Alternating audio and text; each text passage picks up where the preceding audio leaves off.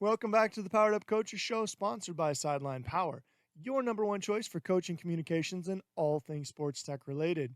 If you're new to the program, the Powered Up Coaches Show goes beyond the X's and O's and really delves into why coaches do what they do. How does a coach create winning seasons year after year after year? In this week's episode, voice of Ashland Greenwood football, Tim Washburn, sits down with head coach at Westside High School, Paul Limongi, and they get into how growing up in the toughness of Youngstown, Ohio, influenced his fundamentals as a coach, the importance of mental preparation in addition to the physical preparation, motivating student athletes to exceed their own expectations of themselves through demanding a high level of effort and toughness, not only from the players, but also from the coaches, and how his cancer diagnosis a few years ago changed his outlook on coaching and football in general. It is a show you do not want to miss, so stay tuned and stay powered up. Well, this is going to be a ton of fun because we get to start with Youngstown, Ohio. Oh, yeah. Your hometown, and I know you love talking about it. I Yep. say it's the birthplace of toughness. Steel mills, right? Yeah. That was really its day in the heyday in the 70s and Yeah. 80s, and blue-collar folks. Yep. I got to hear, what was it like growing up in Youngstown, Ohio? The legendary, the tough Youngstown, Ohio. Well, I don't know anything else. So, but to me, it was awesome. And the more I'm away, the better it gets. I mean, it was just a great place to grow up. Very family oriented. A lot of ethnicity, a lot of Italians, a lot of Irish, a lot of Greeks. Just a lot of culture there. But it was a tough nosed town. We had the steel mills, obviously. So a lot of people worked there. We had a General Motors plant not too far away. People worked there. My dad was a barber going on 65 years. He's still working. He's 88 years old. But a lot of hard-nosed people were good people that, the basis was if you're going to do something, do it right. No matter what you're doing, work hard as you can and let the chips fall where they may. So it was a great place to grow up. There's not much touristy stuff. But to me, it's home, and I love going back next week, and it's born and raised, special place for me. Yeah. We were talking about your last name, Limongi, coming in here, and I said, is it Limongi? But it's really Limongi, Yeah, right? You're yeah. full-blooded Yeah. Italian, and you're proud of it. Talk Oh, about proud of it, yeah. growing up full-blooded Italian. The meals had to be amazing Yeah, in well, the Limongi house. I didn't miss many meals, and it was great growing up. My my grandparents came over from Italy. My mom and dad were both, obviously grew up in that type of family as well. So you have the grandma's cooking that led to the mom's cooking that led to my wife's cooking of Italian food. So it's great: pizza, spaghetti, linguine. It was great to grow up in that type of culture. And then you have a lot of buddies that are full blooded too, and it's just a common bond that you have. Share a little bit of the language, but a lot of the customs and traditions. And you just feel real close to those types of people because you share something special with them. But it was great growing up in an Italian background, and my parents and grandparents always said be proud of where you came from, and Italians always work hard. They're never outworked by anybody, and they're humble, and they keep their head down and pound. So that's kind of what I've been trying to do, and grateful I had that experience. Oh, you've certainly done that. Now, I got to ask you, though. The key is the meatball, right? I mean, yeah, the meatball and the sauce. Yeah. Homemade meatballs here. Yeah, oh yeah. My wife does a great job. My mom, yeah. Now, was your wife Italian? I mean, No, or did she's not. So she picked She up. is now by Okay. marriage. So she Yeah. she is Italian by marriage, and but she has really learned how to cook well. I mean, she's a great cook, and she shared many meals with our coaches and our players, and she makes great pasta, and she makes everything, and it's So it's pasta's really good. homemade too. No, the pasta's not okay, homemade. okay, Just the okay. sauce and the meatballs and the different types of ingredients you put in there, and it's all part of it. So Yeah. it's great. Coach, I haven't had lunch, so I'm starving. So this is great to Yeah, hear. But, yeah. let's talk about the toughness of Youngstown, Ohio.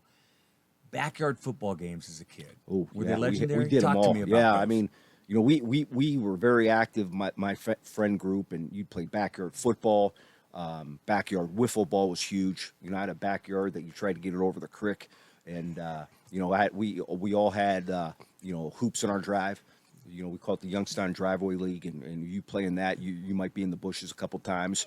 So basketball was pretty physical. It was like the Yeah, Knicks it of the was, 80s, yeah, right? 90s, yeah. little 3-on-3 Yeah. action in the drive, and we'd shovel and get the snow off the driveway, and we'd play, and then whatever season it was, we played and we got after it. And it's funny, the story, when my buddies moved me out here from Youngstown, my first house that we bought, that I was sight unseen. I mean, I just moved in, and there Yeah. it was. I had a basketball hoop, so three of my buddies moved in, helped me move in, and after we moved in, we had a big time 2-on-2. We almost got in a fight.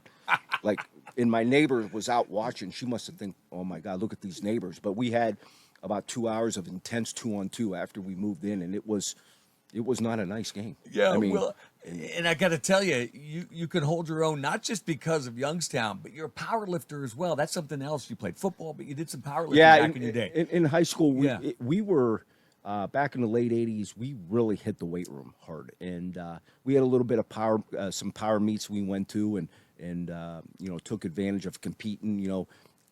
In the off season, and did a few tournaments and did okay, and then just something I kind of did afterwards for a while, and just try to stay in some semblance of shape. But weight room is big with football, and we learned that at an early age that if you want to be successful, if you want to be a tough team, it starts in January in the weight room, and I kind of kept that with me throughout my whole career. So.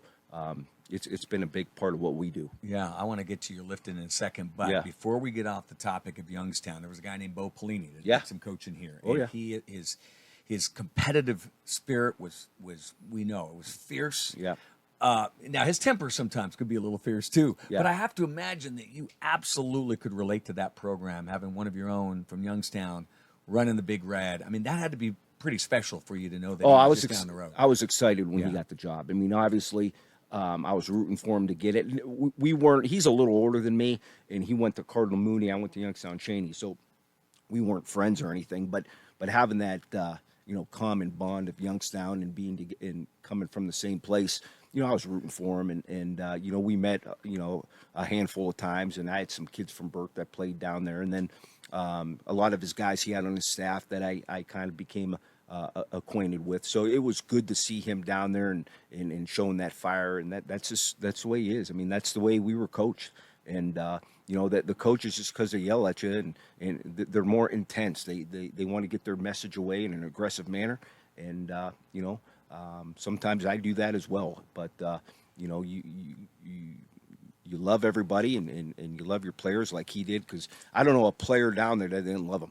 I mean, they loved the way he was, and maybe the outside thought a little different because he had a little bit of a different demeanor with media. But he was a good guy. Always had good conversations with him.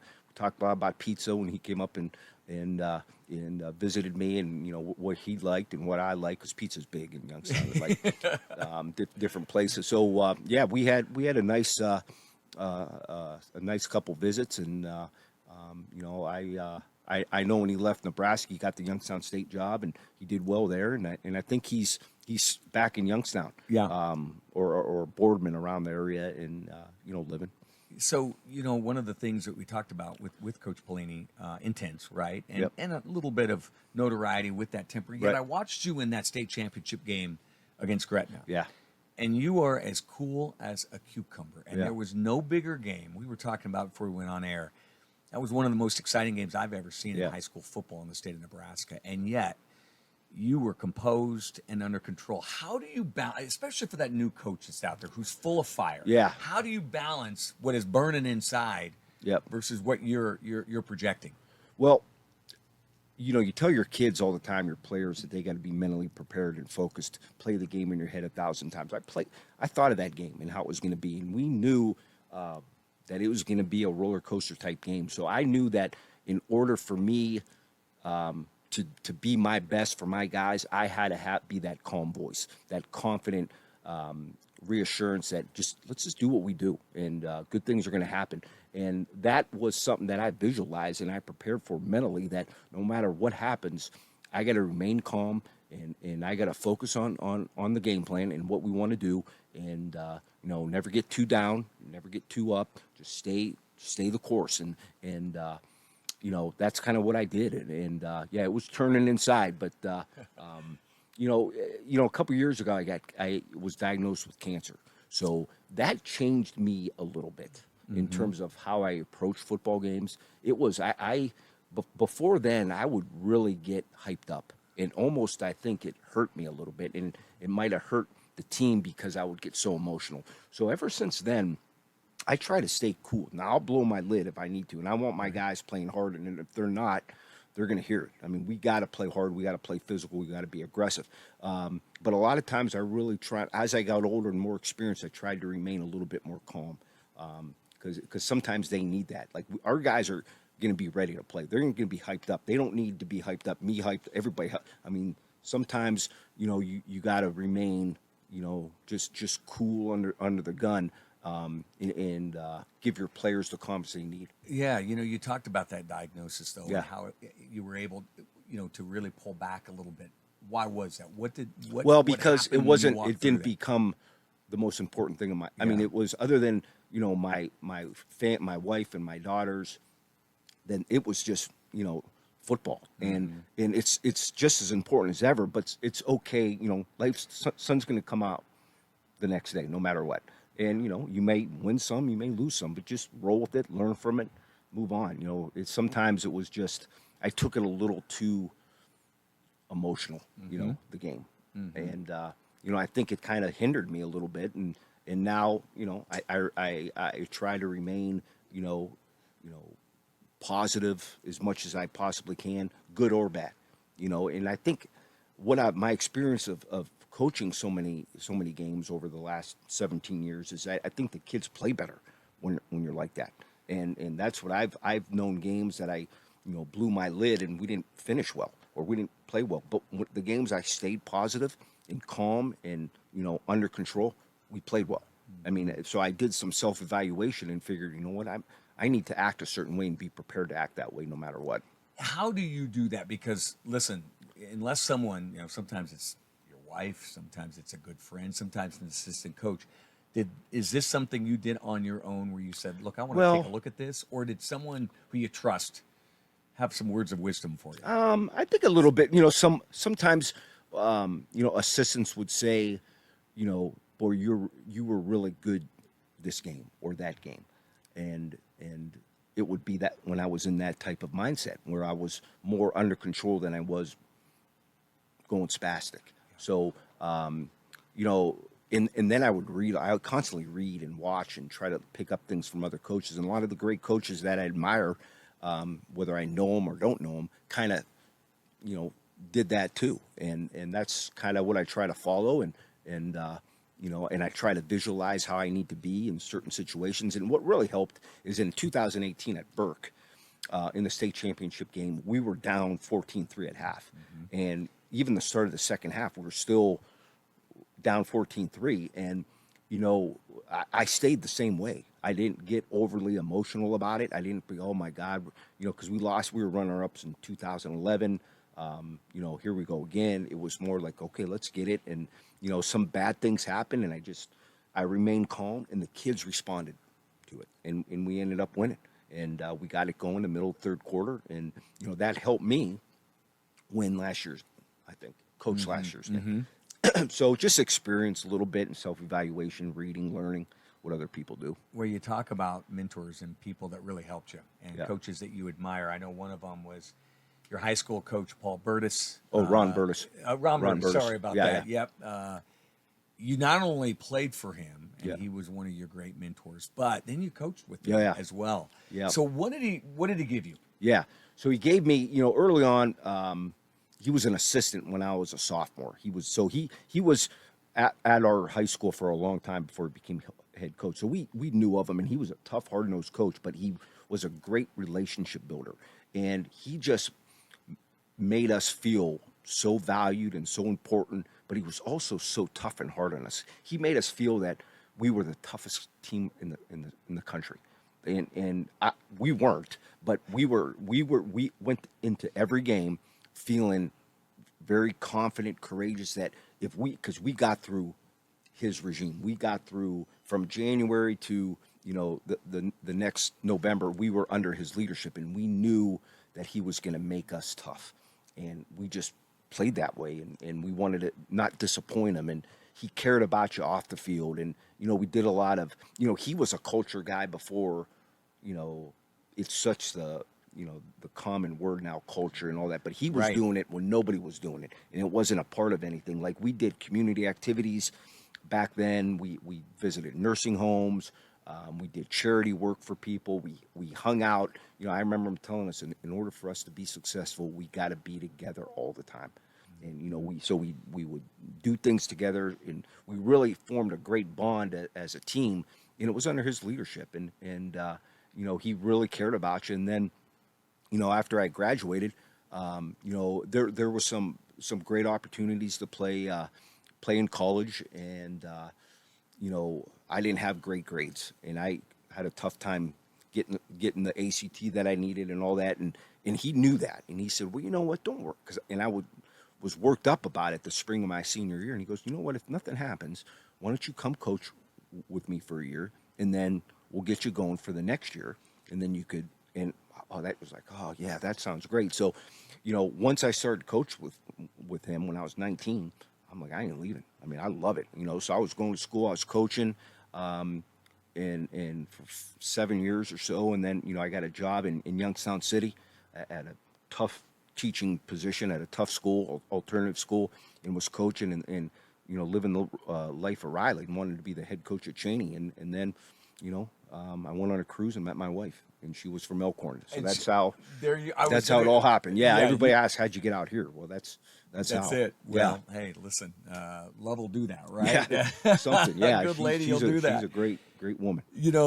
There's no doubt about it, though. You said something that really caught my ear when you were talking about I was hooked. Yeah. You went in and you started coaching as a 19-year-old, and you were hooked. What was it that hooked you? It was everything. It was the bonding with the coaches. Like, the great thing early on in my coaching career is we all played there.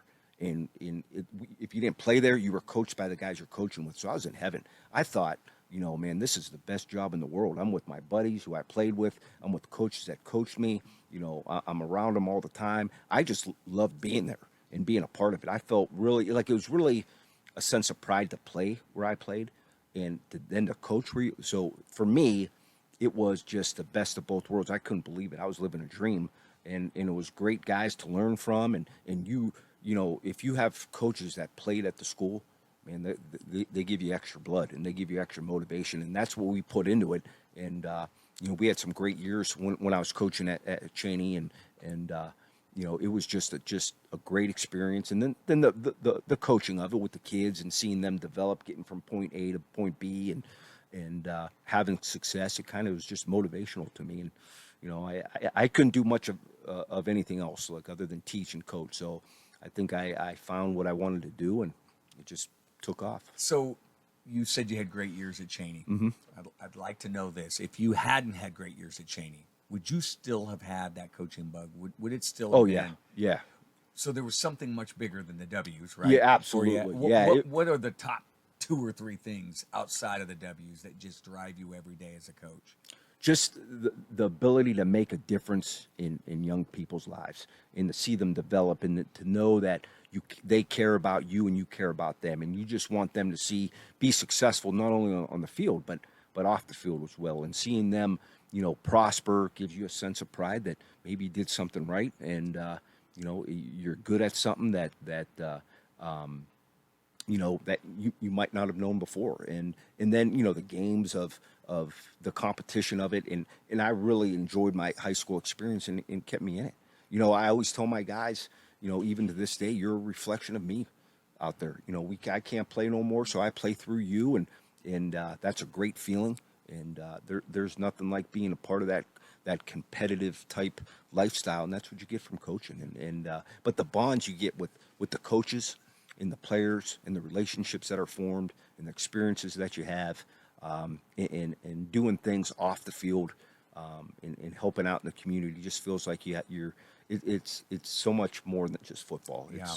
It's there's so much else to it that's significant that I feel. You know, I listened to an interview once with Coach Osborne. He said, they said, what do you miss most? He said, the players, right? Yeah.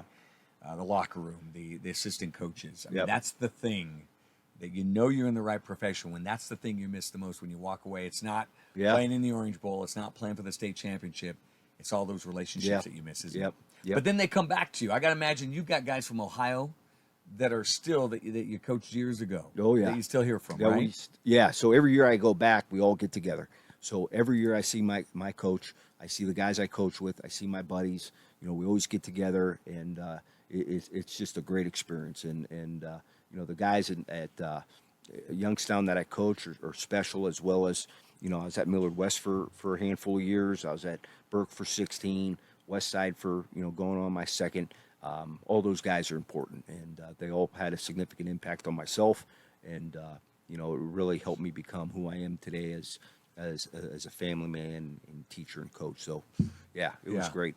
So you get to Nebraska, and are you a fish out of water? I mean, you're leaving the land of the Pellinis and the Stoops and the Trestles, and you're coming to Nebraska.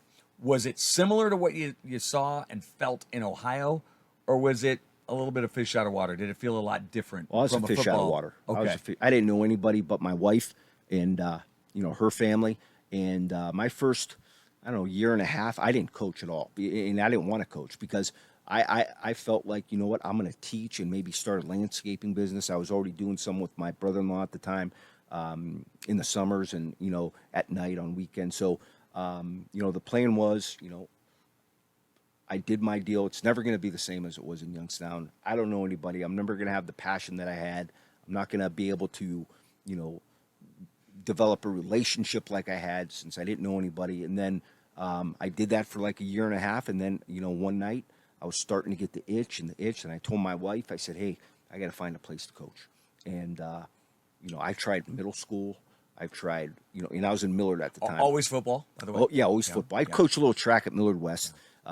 But yeah, I just want to do football. And you know, I had a tough time getting a job at first. And then I put my name in the hat for, you know, all three Millard schools and all the middle schools, and I got nothing. And then I think maybe the following year, so I was out maybe 2 years, then I got Dan McLaughlin called me from Millard West and said, hey, we got a D-line job. It's varsity. You interested? And I met with him. Did you have any connection at that point? No, none. Wow, what a great one, too, to hear from. Right? Yeah, nothing. So I met with Dan and told him about my background, and he's like, heck yeah, let's give it a shot. So, you know, I spent 7 years at Millard West, and I was D-line coach, and then I was D coordinator, and then the Burke job came along. And thankfully, my wife talked me into it, because just like I didn't want to start coaching, I didn't think I'd ever be a head coach. Number one, because I wasn't going to go just anywhere. You know, I wasn't going to work, you know, go to this school, then go to this school, then go to this school. It's either going to be a job that I wanted, which was a Class A job with opportunities to win, or I'll just stay at Millard West. So, and then, once again, I didn't know anybody. So my wife's like, just put your name in the hat. And I put my name in the hat. And there were a couple people that kind of helped me.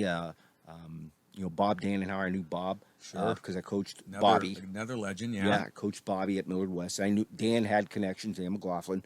So they really helped me. And Chris Loof was working at Burke at the time. And I coached with Chris Loof at Millard West in my first couple years. So I had a little bit of connections. And then I interviewed, and I think I was like the third in line. I think two backed out or one something. And they was like, oh, I think we'll take Limongi now. I know. So that's how I got that job. So if it wasn't my wife kind of talking me into pushing me to even apply for it, I probably wouldn't. I'd probably still be at Millard West maybe. But, you know. Yeah, you know, it's amazing to me, one, that you were out for a couple of years. That I did not know. Yeah. For a guy that was just so passionate about football. In a lot of ways, I got to imagine you spent some sleepless nights thinking, how do I get back in? And then, number two, that you weren't sure you wanted to be a head coach. Yeah. What did others see in you that you didn't see? I think I really had the ability, to get players to play at maximum capacity, to motivate them to play harder than they ever thought they could. And the only reason I think I can do that is because I had someone do that to me. So someone did that to me. I felt like I could do it to other kids. Was that Coach Burtis? That was Coach Burtis. Yeah. So I think I got kids. I pushed kids. I got them to play harder than they ever thought they could play, and you know, I think I could motivate kids to be excited about the game. And you know, I really had some really good years at Millard West when I coached the D line. We were very effective, and then when I took over the defense, we were very good defense. So I knew that what I was doing philosophically, and bringing a concept of ET, which is our mantra at Westside, was at Burke and was at Millard West, of just effort and toughness, and getting the kids to believe and play that way. And don't look at the scoreboard. Don't worry about the final outcome. Just worry about what you can control. And I felt those two things, if you can control those, you're going to win a lot of games. If you can control your effort and how tough you are, yeah, you're going to be pretty good. So I that drove me. And you know, I think some of the kids picked up on it. And I like to believe that, you know, the one thing that I have going for me is I get my guys to play hard. Yeah. And that was always important to me. Well, you've definitely accomplished that without a doubt over your career. But Yeah. here's one thing I think as a young coach, you're out there listening. I always felt like, for me as a player, in any sports I ever played, the toughest coaches I responded to the best. Yeah. But they had something. They had what you're talking about, that balance. Yep. Where they could push you, but you also felt really appreciated, loved, whatever, Yeah. supportive, right? Yeah. There's a lot of young coaches out there that they hear toughness, but sometimes they don't have that balance. Yeah. Or they hear you got to love your guy. Yeah, But the that's accountability right. isn't Oh, there. man. How do you balance it? Yeah, that's a tough thing to figure out. And if everybody figured out to be a lot of awesome coaches, that's a balance. And you know, I tell our guys all the time: be stern, be tough, but love the guys. You know, have a ratio going. You know, 4-1, whatever it may be. You know, be demanding, demand respect, but also, you know, really encourage them when they do something well. When you're asking them to do something and they do it, you got to love them up. You got to get excited for them, and you know, never leave on a sour note. A practice, a session, a day. Always make sure they know they care about you, and that, you know, that if you're going to preach effort and toughness, then you got to make sure you look for it, and when they showcase it, you're all over them, excited about it, and ask them more. You know, it's just not about football. I mean, when you hang out with guys, you know, I like to have the guys over to my house, and we like to go to movies. We go on camping trips. We do pool parties. Like, we try to do all those things outside of football where you form that relationship so they know you care about them. Then you push the hell out of them. Mm-hmm. And then you push them and you push them and you get them to attack and solve problems with aggression and like really motivate them to be tough and to do things the right way and to be humble when you're doing it, and that's kind of what we're trying to do. So, and some young coaches, they don't do that. They want to abuse their power. They want to be sarcastic. They want to, you know, be intimidating, and that don't work. And we tell our guys, you know, our coaches, that we want you stern, disciplined, demand respect, but don't be sarcastic, coach. Like, I'm not into that. Like, I don't, you know, don't make joke. You know, be professional in what you're doing, and let them know you care about them, but you push and you demand what you need to demand, because I only know how to play this game one way, and that's extremely hard. Mm-hmm. And it's for some guys, and it's not for others. So that's how I learn the game, and that's what I, you know, hold true. Let's talk about developing your coaches, because I think so often, you know, we talk about developing players, Mm-hmm. but again, this show is partly to get coaches to learn, right? Yeah. To hear what works for really successful coaches. How do you develop your coaching staff? Yeah. How do you make your staff as effective as you want them to be, or as you need them to be? You have everything laid out. You have your roadmap laid out. And like I said, when I got to Westside, they had a great culture going. But I had some stuff too. And what we did, we blended it, and I came up with something that this is how I want the program to be run, and I explained it to them. But our first meeting, this is how we're doing things. You don't give me your answer now. Maybe it's not for you, maybe it is, but let me explain it exactly how I want it done. And, you know, if you believe in it and you could own it and you could coach that, because you have to be this way if you want to coach this way, and you have to use it, you have to use the verbiage, you have to do all that stuff, then let's do it. But if you're not on board, if you think, you know, singing Christmas carols to a nursing home is silly or has nothing to do with football, then that's great, but you can't coach here. okay? Because we think that's important. And if you think like I love X's and O's, but I don't love as much as playing hard. And maybe that's because I'm not very smart, but I believe football is a game about toughness, about playing hard, and I want that from our players, and they want to be pushed and they want to be motivated, and that's the type of coaches I want. Like I want ET coaches. Like if you're a coach, you gotta have effort, you gotta have toughness, you gotta be early, you gotta stay late, you gotta outwork people, and you gotta care about kids. And it's all. I mean, I have a couple meetings. Like when I went to Westside and when I started at Burke, a couple. Like this is what we're doing. Okay, this is one phase. Then we meet again. This is second phase. Then what's your answer? You in? You out? And some are out. Some are like, I love it. It sounds good to me. Let's do it. Maybe it'll take a year or two before someone says, I think I'm gonna try something else.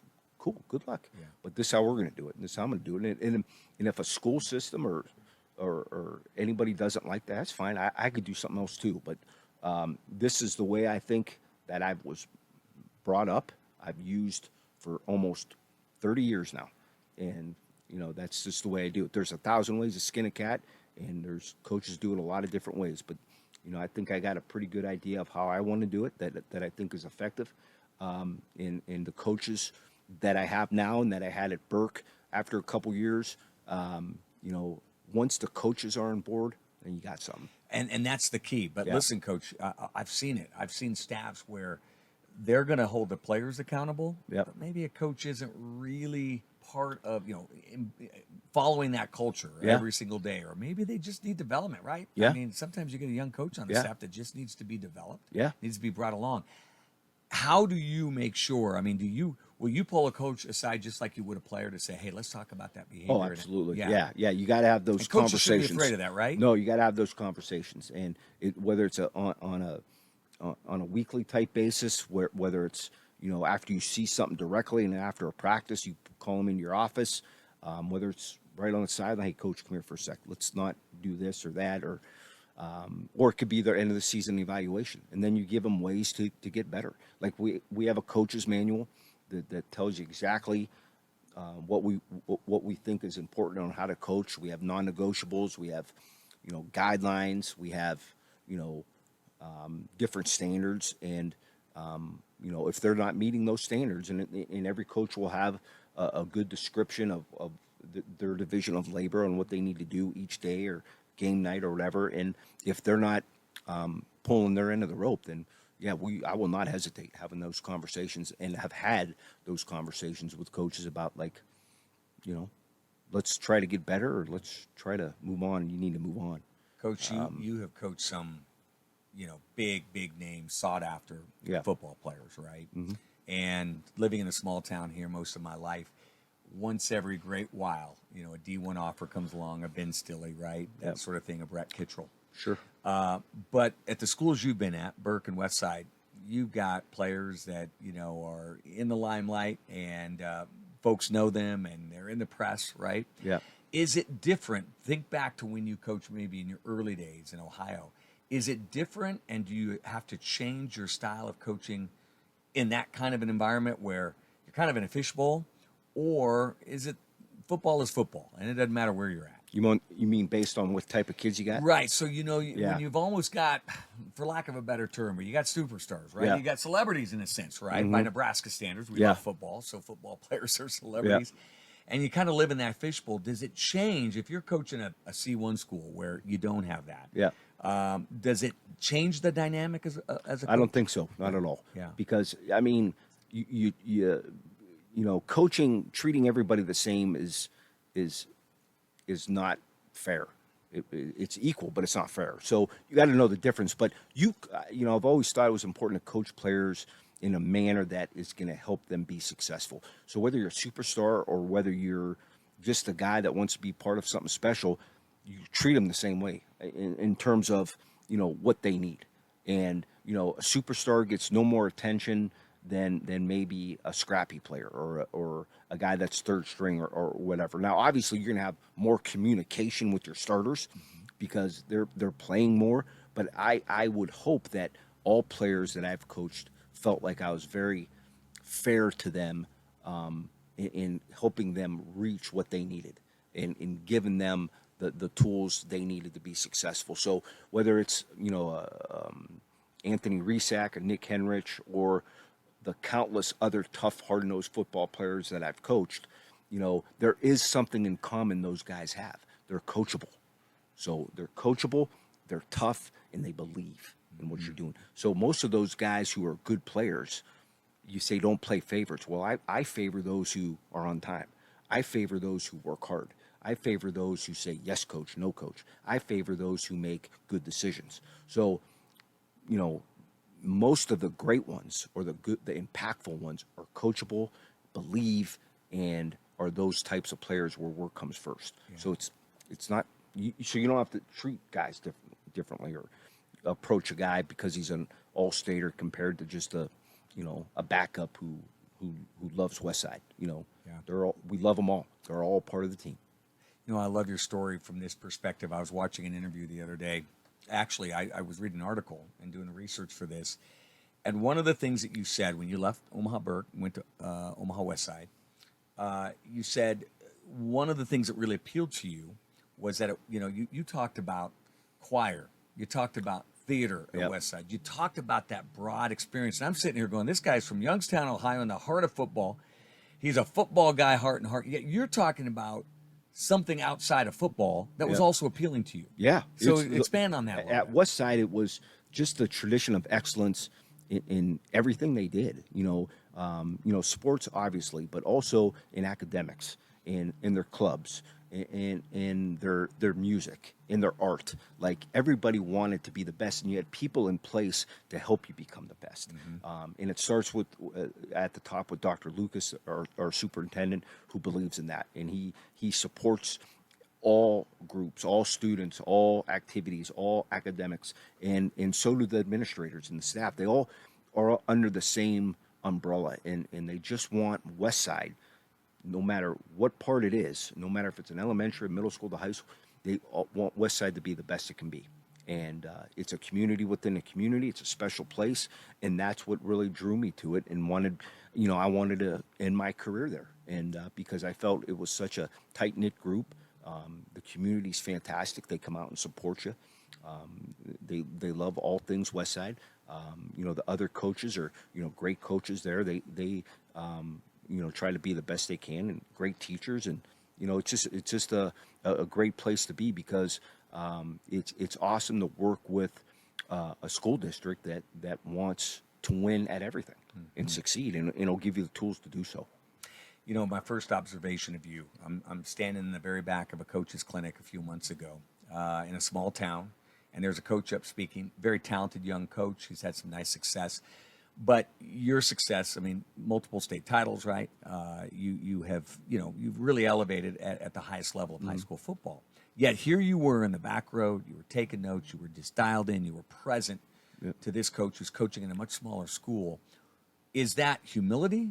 Is it huge desire on your part to learn? Is it a combination? What is that? It's a combination, and we tell our players that we want them to sit in the first row, and if we can get there, I want to sit in the first row and I want to learn from everybody. And, that clinic that you guys had, there were some great young coaches there. We picked up a lot of stuff. So you could always learn and keep growing, and you have to, or you're going to get, the old adage, you're either going to get better or you're going to get worse. You're never going to stay the same. So I just want to make sure I don't get worse. And, there's a lot of things I don't know yet. So I got to keep getting better. And we challenge our coaches every year, including myself, that last year wasn't good enough. We got to do more.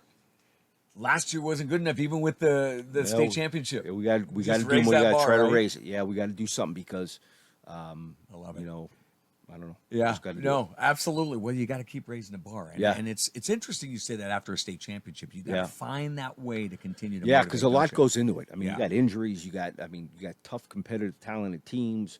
It ain't easy, and there's no guarantees. You ain't giving nothing. So you better be up your game and reinvent yourself every year because teams are coming. We've talked a lot about the multiple successes you've had, but look, for everyone, they also stubbed their toe at some point in their life. They've had a failure. Oh, yeah. Or maybe they just felt like they were average in something. Yeah. What has been a failure to you that has stood out that you learned from? In coaching or just? It could be in anything. Anything that jumps out to you. Say, this is the first time I really felt like I wasn't successful. Or Yeah. Well, my first year at Burke, we won one game. I mean, that was tough. And you know, in the second year we won three. So we you know, and everybody was like, "Oh gosh, you know, and even you know, did we hire the right guy? Are we going the right way? Is this ET the right thing to do?"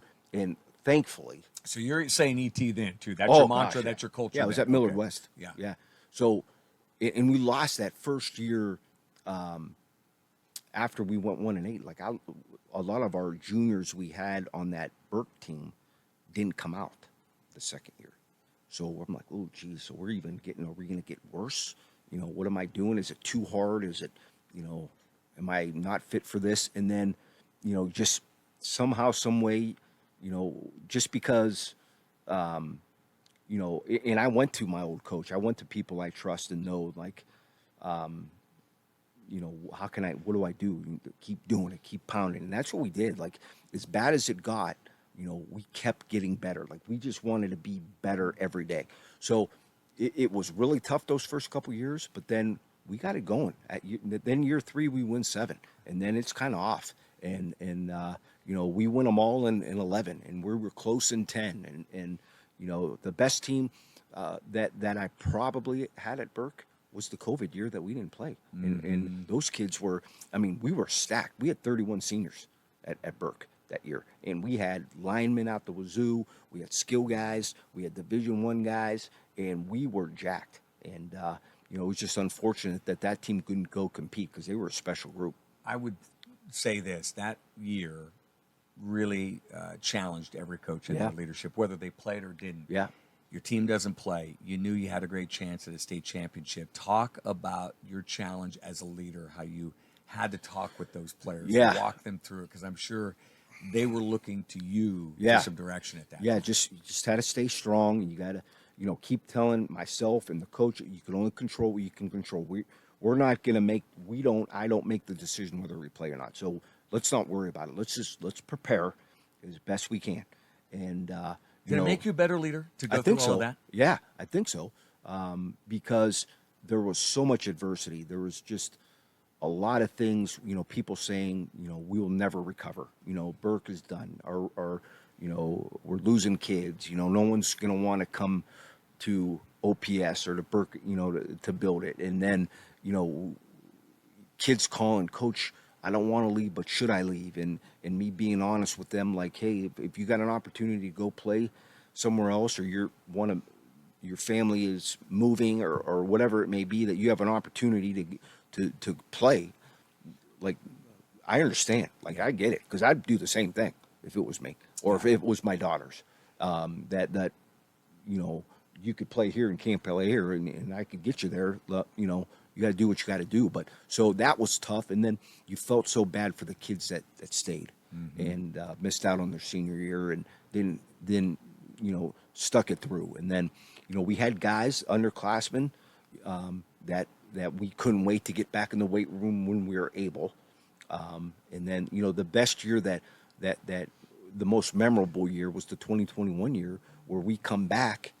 And, you know, I think I talked it in that other show, is because I'm so proud of it. You know, we come back with 2 or 3 kids with any type of varsity experience, and just, you know, missed a full year and not quite developed like we normally are in the weight room. And, you know, we go out against Bell West and we get slobber knocked. And we have guys in the ice tub at halftime, because, you know, you get a feel for playing a varsity game. And if it's new and it's hot and you're playing a great team like they were, you know, I'm like, oh my God, are we going to make it out of this game? Like, we have enough guys. And I'm looking on the sideline who we're going to put in, and you got, you know, 10th graders that are like, oh, I don't know if I want to go in. So we found a way. We got out of there, and we regrouped, and we didn't lose until week 9. And that was unbelievable. So we thought, oh, we're going to win a game. And then we roll off 7 straight, and we beat Kearney. We beat Lincoln Southwest. We beat, you know, Omaha North. And, you know, and then we lost to Westside in the second round of the playoffs. And that was my last game at Burke. You know, it's funny. I think sometimes the best years as a coach are not always the years that finish with a championship. It sounds like That might have been right year. up there. That was for a you. special year. Yeah. And I was so proud of the coaches for getting us through that and sticking together, and the kids, and that's a special team that we had, and I'll never forget that experience, because that was tough too. I mean, that was really tough to battle through and to get through, and there's a lot of people you could thank in that right. So adversity makes you stronger. Yeah, without a doubt. So listen, I'm going to do something that most coaches are going to grimace at. I'm going to talk about a kicker. How often are we going to talk about kickers on these shows? Yeah. But this kid is no average kicker. Tristan Alvano, of course. I just want to get perspective, because I know you've got a lot of other guys that are being looked at, but the show he put on in that state championship, your whole team put on an incredible show. So did Gretna. 45-yard field goal to win it, 5-for-5 performance in that state championship game. What I really want to know is, we've seen guys like this, Tristan Alvano, Tom Brady, and these guys that are just built for clutch. Yep. Is that innate from when you've seen players like an Alvano, or is that something that can be nurtured and coached? I think it could be nurtured and coached, but a lot of it has to do with his parents, his upbringing, his genetics, who he is as a young man, and he's special. Now Tristan, he's ET, like he's an athlete, he's a competitor, and he is a kid that is a common trait to most great players. He dominates the things he can control. He dominates how hard he works in the weight room. He practices and lathers up every single day. Never misses a practice. And he goes from the second we're out there to the second we're done, and even extra. He mentally focuses. He hit that kick 1,000 times in his head. Okay, he dreamt about it. On the sideline, he's walking up and down saying, "I was born to do this." And when I'm not saying I knew, we were confident. Yeah. Everybody was. The team was confident. We get to the 38. Okay, we get it in the middle of the field, which Anthony Reset got it. I mean, we snap it on the X. Or I'm sorry, we put the ball on the X. We had a great snapper, okay, Will DePuter, who's going to Nebraska to snap. Our holder was our punter, who should have been the super state punter. He's going to Kearney. And then there's Tristan. And then there's a great group of guys blocking. So it was a practice thing. And we even made some personnel changes up front, because we knew they were coming, and this might end the game. And he did. And he pooped. And it was special. Right down, yeah. But he's a competitor. Yeah. I mean, he just is. Tough kid. And I think so often things are lost, too, on what he did for you. I mean, how many touchbacks he had that year. Yeah, he was 119 of 120 extra he points. was so special, And then when he did miss a few, he made the next one. Yeah. Like he wouldn't, he was upset, but he regrouped, hit reset, and, he didn't let him, some kickers today, that one NFL guy missed, how many PATs in a row? Right. I mean, not very mentally tough. That's, Tristan misses one, he bounced back.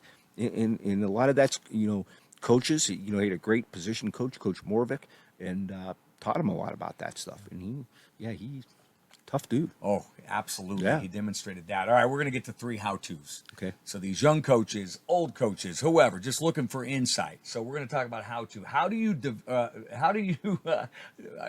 was going to go back and repeat one, but you already got this. Okay. So what would you say to a new coach who says, how do I develop the culture that I want? Not how to maintain it. Yep. But they're brand new into a program, and they're like, or they have a program where the culture isn't very good. Yeah. How do they go about developing the kind of culture that they want? And this is how I got the ET, and it was Bo Pelini. He said, you want to develop a philosophy of your football team that represents who you are, how you were brought up, like what you want to be betrayed or portrayed as, okay? And I'm not saying I always gave 100% effort and I was the toughest guy. I'm not saying that at all, but I had a work ethic where I wanted to be. I strived for it, because you never really truly are a finished product. But finding something that you want to hang your hat on, like what's important to you first as a coach. Like what do you want to do? And I always wanted, because it happened to me. Like football's a tool. Like high school, use it as a tool to develop. And how are you going to do that? And how could you hit the all-star, the all-stater, and the third-teamer? Well, everybody could play with great effort and great toughness, and that's what we max our success on. It's not winning and losing. You can't do wins and losses. That ain't enough. Hard to measure. I don't look at it that way. Now, I'm a competitor and I want to win, but I tell our guys, and don't look at the scoreboard. You play each play like as hard as you possibly can, with great effort and toughness, and control what you can control, and that's what I believe in. Some coaches might have a different philosophy because there's a lot of great coaches out there, and they might talk about other things, points. They might talk about tangible type things. They might, whatever's important to you. Develop your sense of who you are and your program's values based on that. Yeah, good direction. So here's another how-to. How do you keep that kid? And I had a coach in one of our interviews say that freshman, sophomore year that's so vulnerable, right? Yeah. Because they might leave the program. You talked Yeah. about a couple Yeah. juniors, right? How do you keep them engaged when they're not playing a lot, when they're going through and they're getting beat up? How do you keep them engaged so you have them as a senior? Yeah, so retention. Yeah, so a lot of schools have 60 freshmen out, and they end up when they're a senior class, they have 25. So what happened to everybody else? So football is a tough game, played by tough people, and it's not for everybody. But you do try to keep everybody retained, all 4 years. But it's tough. So things you can do, and I need to get better at it too, is make them feel important. Try to play as many guys as you can. Have a good JV program. Make the JV guys in games be events. Make it feel like they're important. Have awards for them. Shout outs at practice. Get them as many reps as they can. Encourage them. Form relationships with them. Include them. But it's tough. Mm-hmm. You can do all these things, and the toughest year is high school to sophomore year, because if people say I'm not playing, well, you have an opportunity to play every single day at practice because you practice a lot more than you play. So you just want to get those guys is involved and feel as important as everybody else, and hopefully they keep coming and try to make it as fun as you can. But football's not always fun. I mean, running, lifting, conditioning, the fun is Friday night, because everybody wants to walk out of the locker room with the music blaring and the fans cheering, but nobody wants to do it in an empty stadium at 6:30 in the morning. That's right. So not everybody can do it. That's why we don't have 180 guys out, because not everybody can do what it takes to be on a football team or a baseball team or on show choir, because you got to have some work ethic. It's not always about fun. Well, I'm not having fun. Well, a lot of things aren't fun. It's there are many practices when I was a player that weren't fun. Yeah. So just get through it. I think the thing too that's amazing about football is you have these guys. Before we get here to the last segment, we have these guys that the vast majority, when they're 18 years old, that's the last game of football they're ever going to play, right? Some will go on to play college, but the vast majority don't. You can golf when you're young. You can probably get in a town team with baseball, right?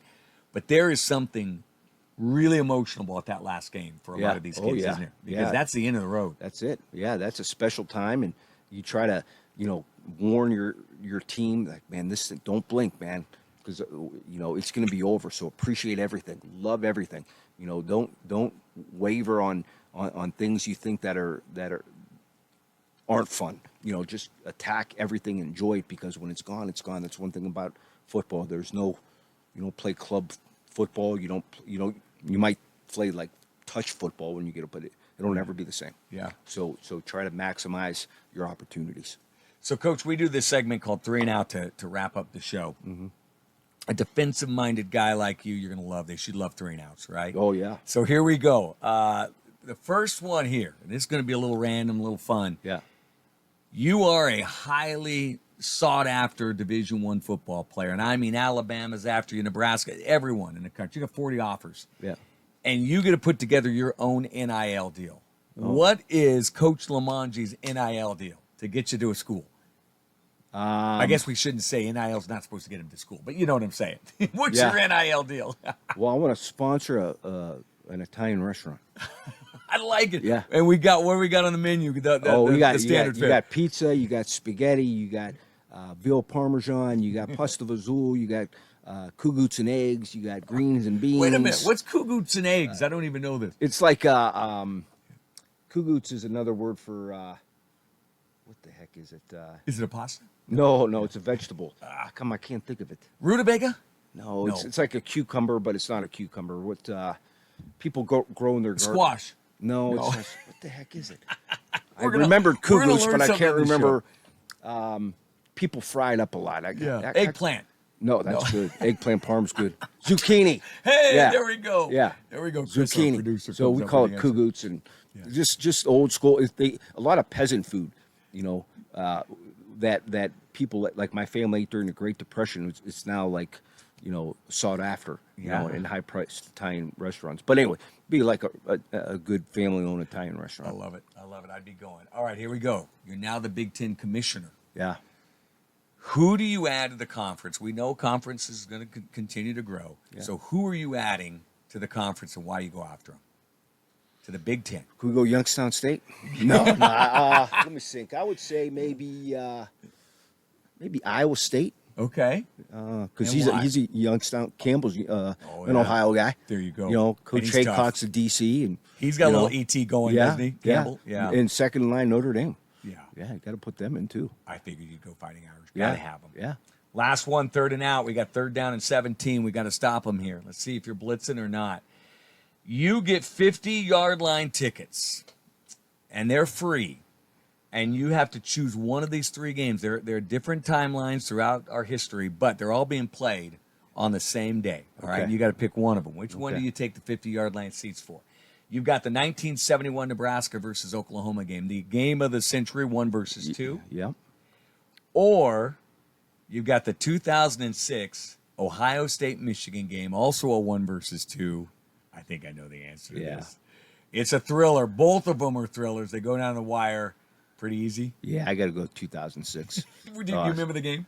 Yeah, briefly. Yeah. Yeah. Yeah, I mean, yeah, that's a great game. But you were an Ohio State fan. I was. I was growing up. Youngstown State really Yeah, kind of Youngstown State and then Ohio State. And, that was my team. And it's changed a little bit because now I root for the teams my players are at. So wherever they're at. So Notre Dame, got Nebraska, wherever my guys are at is going to be who I'm rooting for. Yeah. They're my team. And, that's interesting, too. I never thought about this because you've got so many guys spread around. Yeah. How do you do that? I mean, do you just get on a Saturday and you're just flipping Yeah, channels? just tries, and it's really tough because we work on Saturday in terms of game planning for the next week. So you just try to read up on them. You try to text, see how they're doing, try to get some highlights if they're on, and you could watch them. You do that, but it's tough to go to, and it's tough to keep up. Plus, I've had 2 daughters that played Division I soccer, so during the football season, when they were in high school, it was easy. They played in the spring, but they play in the fall in college. So when I'm not working football, we're with them. They're at a game. We're either in South Dakota, or my oldest just graduated, or we're down in Kansas City where my youngest plays. So if I had a spare moment, it was dedicated to them. Yeah, your daughter at the Kangaroos? Yeah. Okay. Oh yeah. All right. Yeah. She's a captain. I bet now they play pretty physical, like football. Yeah. Oh, They play each other. I mean, they've played each other, and when my daughters all through their sports, I mean, they're ET. Yeah. I mean, I tell them I don't know much about soccer, but I know a little bit about ET, and that's how they played, and very proud of the accomplishments they've had. Oh, no doubt. To Yeah. go Division I in anything, I mean, it Yeah. shows their commitment. And I got to ask you this, Coach, for a guy that knows everything, right? I mean, the X's and O's. You watch a football game, it's probably hard, right, not to kind of formulate some ideas. But then you have soccer. Yeah. Is it just relaxing to go, No. I don't know much about what I'm seeing here, so I can just enjoy the game? Well, Or, not when my daughters are playing, because you're watching them, and you want to make sure that they are safe and that they don't get hurt, but you also want to make sure they do well. And so usually I'm off by myself and watching. I love watching them, it's enjoyable, but you're a little nervous as well because they're playing, and they've been in some big games as soccer players, so it's fun, but it's a different perspective. yeah. Well, Coach, listen, we appreciate your perspective on a lot of things today. A lot of folks, a lot of coaches, a lot of other people, whether they're coaching or not, can take a lot of the lessons you've passed on today. So thanks a lot. Appreciate it. Tremendous career, and looking forward to this upcoming season for you as well. Thanks for having me. You bet. Loved it.